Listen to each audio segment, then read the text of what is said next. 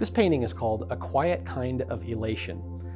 This is an area called Glade Park, which is about an hour to the southwest of my home in Grand Junction. And the first time I found this place, I had a real wow moment, and I've had many such moments here since. It's one of my favorite places to paint.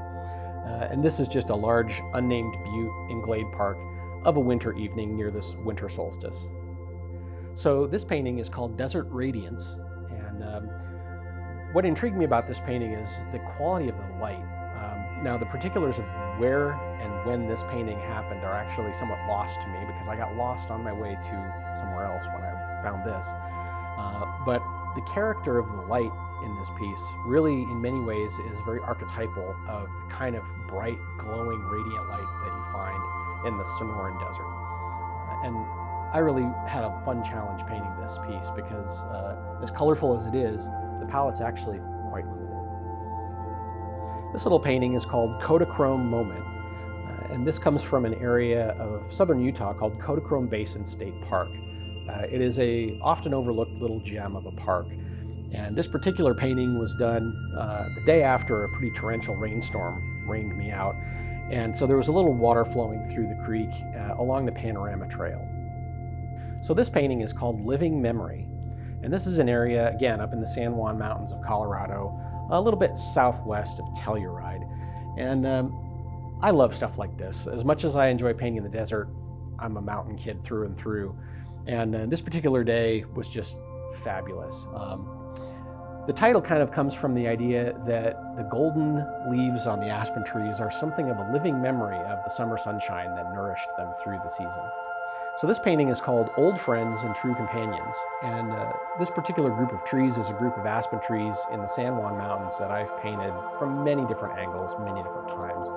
And so I kind of consider them to be old friends and true companions. But the painting is also somewhat reminiscent of painters that I've known who have sadly passed on, who are always eager to jump in the car with me and go out on a cold winter day and paint. Those folks are rarer than you might think. So this painting is called Sabreno Glow, and I've visited Sabreno Canyon many times to paint, but this is only the second time I visited in the evening, and I decided to take a walk after I finished my hike up the canyon, see if I could go find the crowned saguaro, which this area is somewhat known for.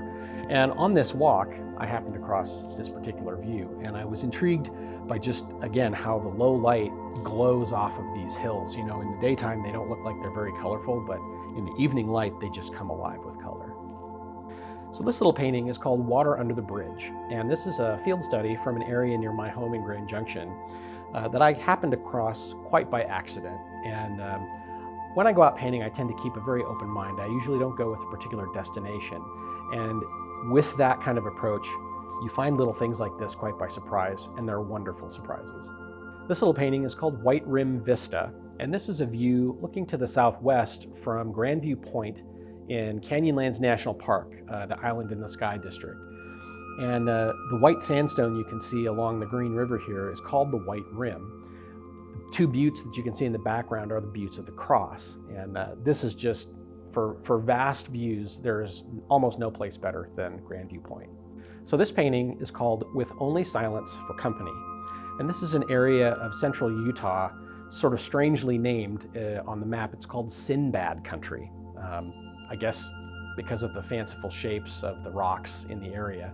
But this is my first painting of this particular area, and one of the things that struck me about this place in particular, and many of the places I visit in general, is just the fact that I'm usually alone, and so silence is typically my only most faithful companion.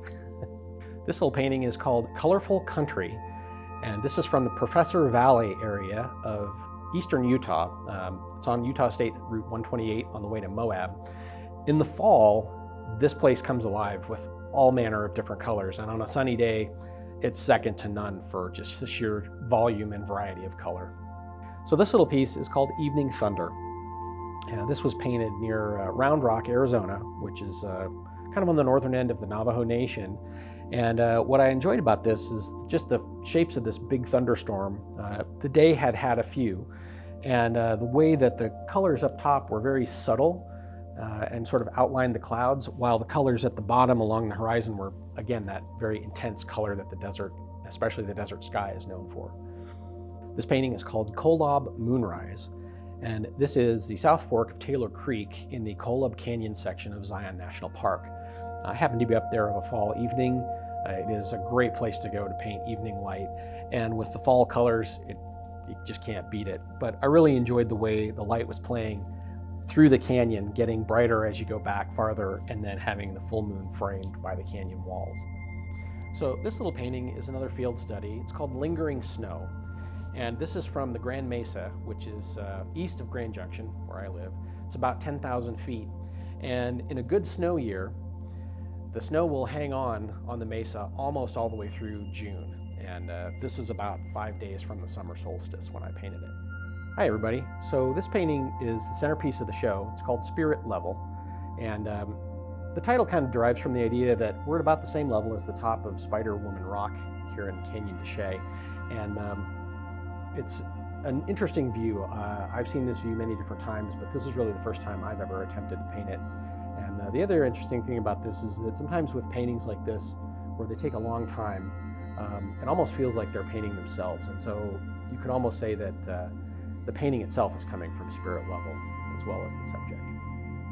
So this is the study for Spirit Level. This is called Morning Light on Spider Rock. And this was from my visit to Canyon de Chelly, my most recent visit to Canyon Chelly at the Spider Rock Overlook. So this painting is called The Early Riser's Reward. And this kind of comes from an area very close to my home. My wife and I adopted a cat. She adopted us, I guess, a few years ago. And she likes to get up early, really early. And so as I'm typically the one who gets aroused to go feed her, I get to see a lot of interesting views out my windows as the sun comes up. And this was one such view on a June day, very close to my home. These are the cliffs of the Colorado Canyons National Conservation Area, right at dawn. So this painting is called Windswept. And this is an area up on the way to Mount Lemmon called Windy Point. On this particular day, I happened to have the company of Mark Sablet's son, Charles, and we had a fabulous time up on the rocks, talking art, looking at light, and just enjoying the scenery. It was, however, quite windy.